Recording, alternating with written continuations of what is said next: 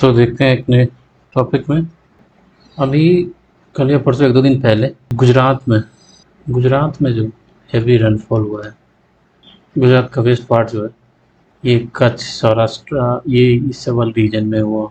तो इसके पीछे क्या रीजन है, और इसको लेकर ना एक डाउन टू अर्थ मैगजीन, उसमें एक आर्टिकल्स आया और कुछ एक नया कॉन्सेप्ट दिया है। अब देखते हैं उसमें क्या है।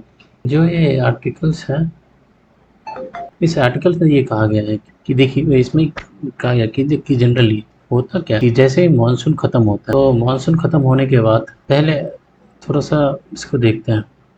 ये अगस्त लास्ट मान के चलो, सितंबर अक्टूबर, ये जो टाइम होता है ना, इसमें साइक्लोन का डेवलप होने का टाइम होता है। कहाँ पे साइक्लोन, ये इंडिया का मैप हो गया, ये बे ऑफ बंगाल, यहाँ पे साइक्लोन। लेकिन जनरली कहाँ होता है, इधर बे ऑफ बंगाल में, यहाँ पे साइक्लोन का डेवलपमेंट शुरू हो जाता है, साइक्लोन बनना स्टार्ट हो जाता है। और साइक्लोन बनने के लिए, साइक्लोन का जो फॉर्मेशन होता है, जब भी होता है, कहाँ पे होता है, वो सी के अंदर ही होता है, मतलब ओशियन में ही इसका डेवलपमेंट होता है। अब हम जब देखेंगे साइक्लोन के लिए एसेंशियल कंडीशन क्या हुआ है अभी इतनी बार से, एसेंशियल कंडीशन क्या होता है वो थोड़ा सा देख लेते हैं। एक तो पहला क्या होना चाहिए, जो टेम्परेचर जो है वो कितना, 26 डिग्री सेल्सियस, ये हो गया ना, 26 डिग्री सेल्सियस होना चाहिए, ठीक। उसके बाद दूसरा क्या, एक होता है ज्योग्राफी के अंदर कोरियोलिस फोर्सेज, कोरियो, तो कोरियोलिस फोर्सेज का होना आवश्यक है।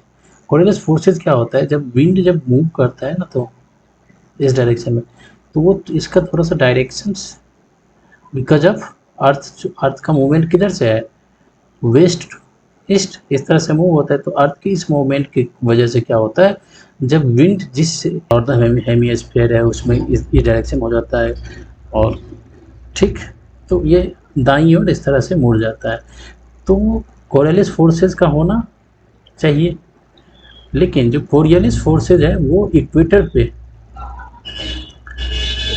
पे कोरियोलिस फोर्सेज का वैल्यू 0 होता है, 0 डिग्री पे इसका कोरियोलिस फोर्सेज का वैल्यू 0 होता है।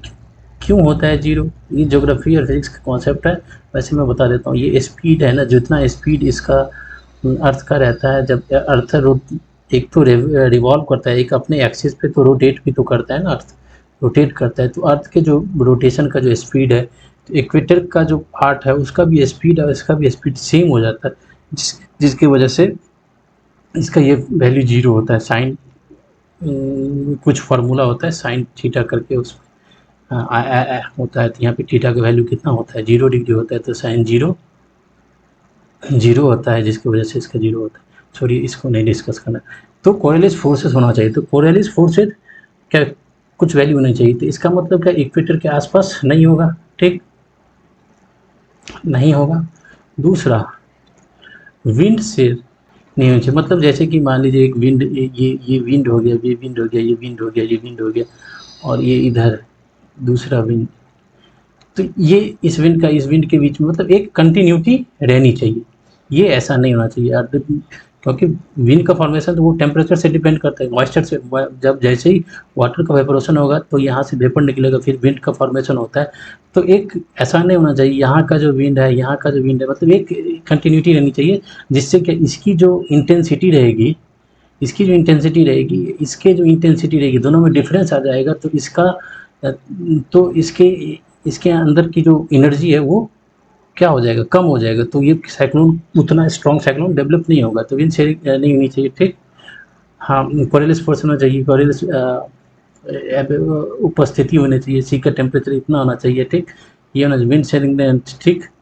और क्या, ओशन में होना चाहिए, क्योंकि लैंड पर जैसे ही जाएगा तो लैंड पर क्या, मॉइस्चर की अवेलेबिलिटी कम हो जाएगी, ठीक, क्योंकि जैसे ही यहाँ पे जब टेम्परेचर होगा तभी तो ये वाटर जो ओशन के अंदर है वो इवेपोरेट होगा, इवेपोरेट होने के बाद ये उसको एनर्जी देगा, तो एक विंड फॉर्म करेगा, ठीक।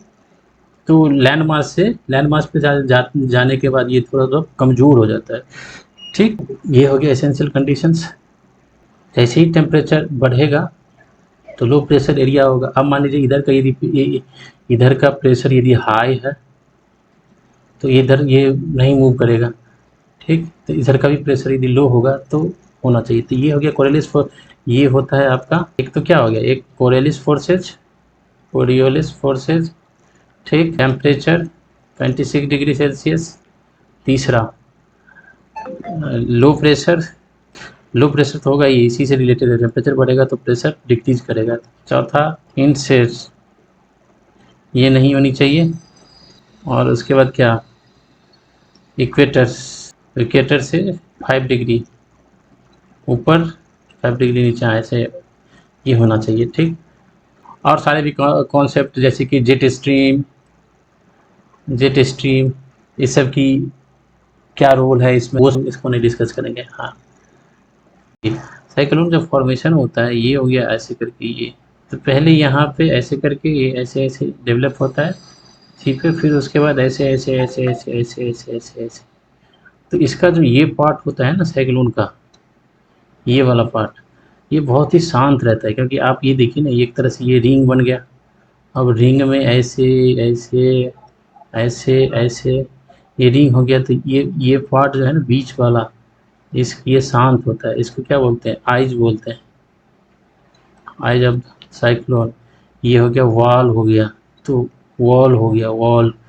तो इसमें हाईली इंटेंस रेनफॉल होता है यहाँ पे वॉल के पास।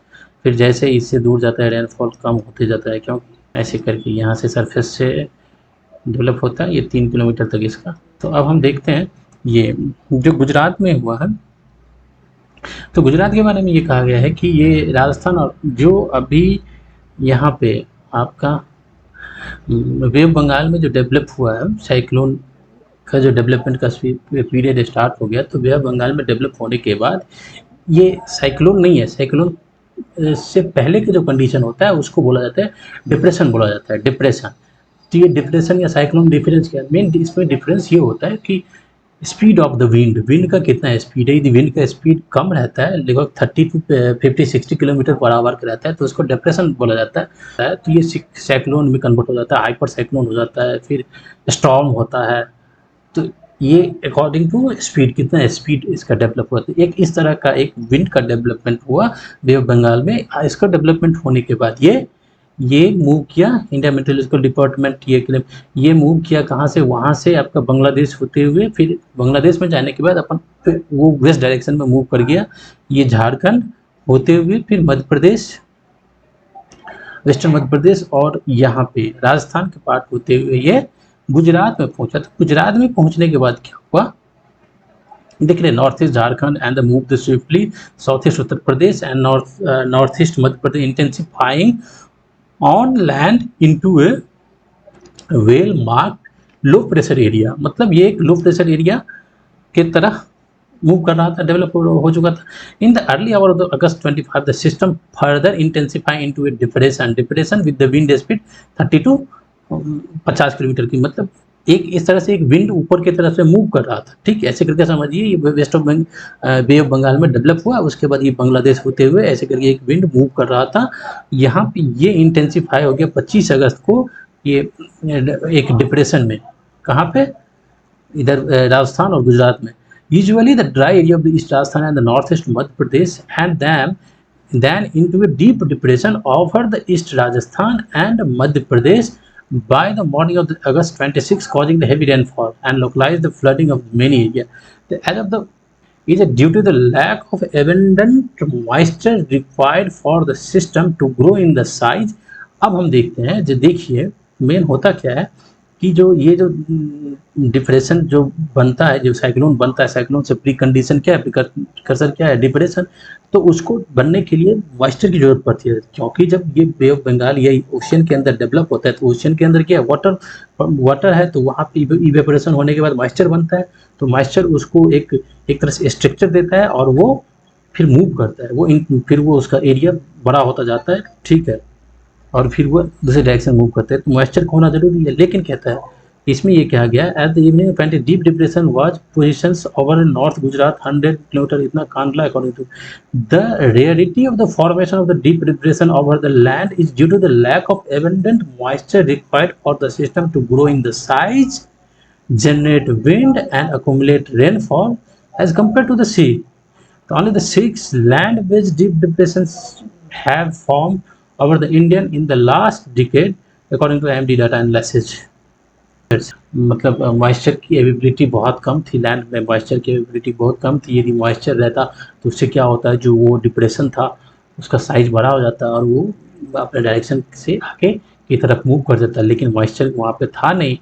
मॉइस्चर का लैक ऑफ मॉइस्चर के लैंड मास के अंदर जो मॉइस्चर होना चाहिए वो जितनी होनी चाहिए वो उसको मिला नहीं, उस डिप्रेशन को, जिसकी वजह से वो वहीं पे उसका कंडेंसेशन, उसका साइज बड़ा नहीं हुआ, वो आगे की तरफ बढ़ा नहीं, तो वहीं पे उसका कंडेंसेशन हो गया। कंडेंसेशन के प्रोसेस के थ्रू वहाँ पे बारिश स्टार्ट हो गई। तो यही है मेन।